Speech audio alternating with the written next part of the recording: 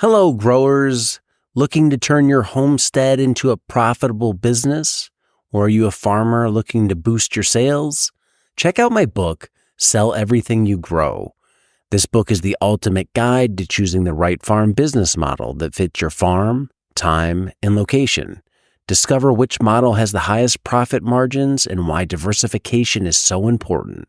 Whether you're selling apples, vegetables, or microgreens, Sell Everything You Grow will help you find your first market or expand into new ones.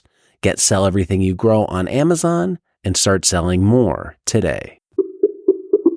When you have profit come in at the end of the day, or after tax income, I'll say, for your job, and this could be anybody listening to this, there's a bunch of buckets you can stick it in. There's retirement savings, there's pay off debt. In this case, it's a house. There's put it in just a checking account for day-to-day expenses. And there's, let's say, a fund bucket.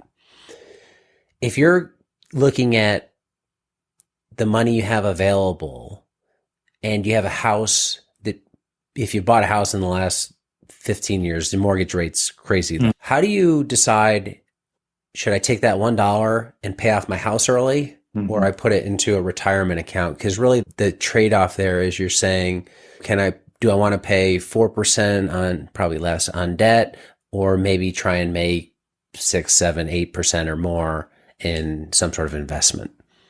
Yeah, I think this is an argument that goes round and round. And for us, we're able to do both. And I think pretty much from the beginning, all we did was double our mortgage. And so we just said, we're just going to double it. We're just going to pay twice what it is and commit to that to get out of that sooner. For us, it's just a mindset, and it's where our heart is. We don't want to have debt. We want to be free and clear. You never know what tomorrow will bring, and debt just weighs on us. And so that is a priority for us, is paying off that debt. And so absolutely, we're losing a little money in the market by paying that off sooner. But once it's gone, we'll have more money to put into the market at that time. And financially, I know it doesn't exactly add up, but it's where our mindset is and what will make us most comfortable. A lot of times that's the most important thing. You have to go with the plan that you believe in. Otherwise, you're not going to execute it. On paper, it can say one thing, and if you're not fully invested mentally into it, who cares? Yep. Do you view the farm then as, if the farm wants to grow, the farm has to fund growth? Because that's another outlet you could do with cash. It's essentially another investment, right? Like you could take your earnings from your job and put it into the farm and steroid that growth if you wanted.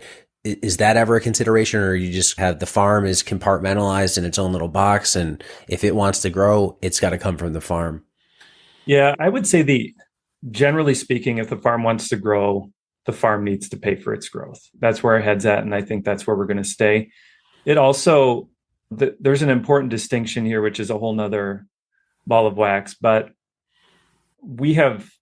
my wife and I have managed the farm completely on our own up until this year. And this year we have a very part-time helper. If we were to throw a bunch of capital into the farm, put up a bunch more high tunnels, build more beds, we would need more help. And I think I see so many farms grow so quickly. And I just wonder financially, are you paying help? Like, where's your break even? Where you're paying out so much to have people to run the farm. Obviously, your stress level is increasing. Quality of life is super important to us. And so this is an additional income stream. We have very specific goals for it. We do want to grow year over year. We're a little landlocked as far as bed space is concerned. We're trying to figure some of that out. But I think the key to our success, the key to us not burning out, is that we have been very willing to grow slow.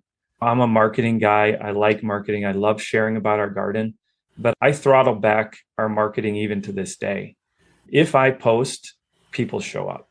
I mean, it's like flipping on and off a switch. And there are days I don't post. I'm not posting today because we're low on tomatoes. And we're in an awesome location for a farm stand. We're right next to the city we live in. We have a great following, but if I post every day, we have nothing to sell. We can only grow so much. And for the most part, people understand that, but it's a conscious effort for us to grow slowly and to have the garden manage itself. Hey there, want to spend less time pulling weeds? Check out Soil Shield by Modern Grower. It's the pre-cut landscape fabric solution to help you drastically reduce weed pressure. Just roll it out, staple it down, and plant. Then let it do the work for you. Say goodbye to endless weeding and hello to more free time.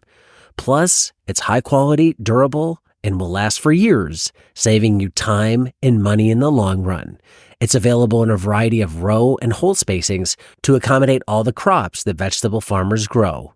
Learn more about Soil Shield landscape fabric at shop.moderngrower.co or using the link below.